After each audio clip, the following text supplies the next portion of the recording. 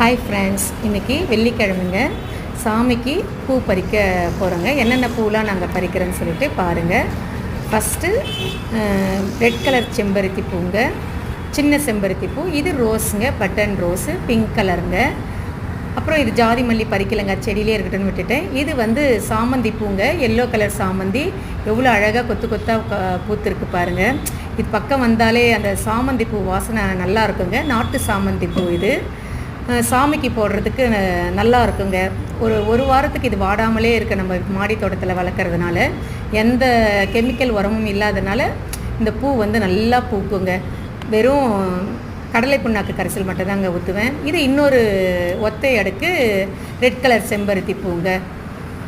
இதுவும் சாமிக்கு போடுறதுக்கு நல்லா இருக்குங்க. இது அரளிப்பூங்க, வெள்ளை அரளிப்பூ. இதுவும் நான் பறிச்சுக்கிட்டேங்க. இதுவும் இன்றைக்கி நிறைய பூத்து இருந்தது, அதனால் இதையும் நான் நிறைய பறித்து எடுத்துக்கிட்டேங்க. வெள்ளை அரளியும் அழகாக இருக்குங்க கட்டி போடுறதுக்கு. இது ரோஸ் கலர் அரளிப்பூங்க. இதுவும் சாமிக்கு எடுத்துக்கிறேங்க. இது முருகருக்கும் பிள்ளையாருக்கும் ஏற்ற பூங்க. விநாயகருக்கும் முருகருக்கும் இந்த பூ கட்டி நான் வெள்ளிக்கிழமைனா போடுவேங்க. செவ்வரளி இதுவும் நல்லா இருக்குங்க. எங்கள் தோட்டத்தில் இது கொத்து கொத்தாக பூக்குங்க. இந்த பூ இந்த மரத்தில் எவ்வளோ பூத்துருக்கு பாருங்கள். அரும்பும் நிறைய இருக்குது, டெய்லி பூக்குங்க. இந்த பூ வெள்ளை அரளியும் பிங்க் கலர் அரளிப்பூவும் டெய்லி பூக்கும். இது நித்திய மல்லிங்க, இப்போ தான் பூக்க ஆரம்பிச்சிருக்கு. எனக்கு ஒரு 4 பூ இருந்தது, அதையும் பறிச்சுக்கிட்டேங்க. அடுத்து சங்குப்பூங்க. சங்குப்பூவும் சாமிக்கு சிவனுக்கு ஏற்ற பூங்க, அதனால் சங்குப்பூவும் டெய்லி நான் ஒரு 10 பூ எடுத்துப்பேங்க. நிறைய பூத்து பாருங்கள். பர்பிள் கலரில் அடுக்கு சங்குப்பூங்க. டெய்லி நான் இதை ஷார்ட்ஸில் கூட போட்டிருப்பேன்னு நினைக்கிறேன், போய் பாருங்கள்.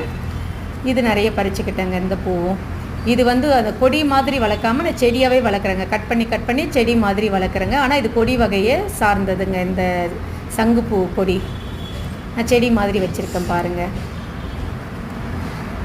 அடுத்து வெள்ளை செம்பருத்தி பூங்க, ஒன்று பூத்து இருந்தது, அதையும் எடுத்துக்கிட்டேன்.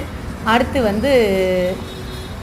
இந்த ஆரஞ்சிலே லைட் கலருங்க, அது உள்ளே இருக்க ரெட்டு நல்லா இருக்குங்க. ரெட் கலர் ரொம்ப அழகாக இருக்கும் அந்த மகரந்தத்தில். அது இந்த பூவும் எனக்கு ரொம்ப பிடிச்ச பூங்க. அடுத்து டிசம்பர் பூங்க. நான் ஒரே ஒரு பூ பூத்துச்சுன்னே, நேற்று 5 பூ பூத்து இருந்தது, இன்றைக்கி ஒரு 10 பூ பூத்து இருந்ததுங்க. வெள்ளை டிசம்பர் கலர். இனிமேல் எனக்கு அப்படியே அதிகப்படுத்திகிட்டே போங்க. இந்த பூ நிறைய கொடுக்க ஆரம்பிக்கும். எங்கள் வீட்டுக்கு தேவையான பூவை பறிச்சுக்கிட்டேங்க. Okay friends, thank you.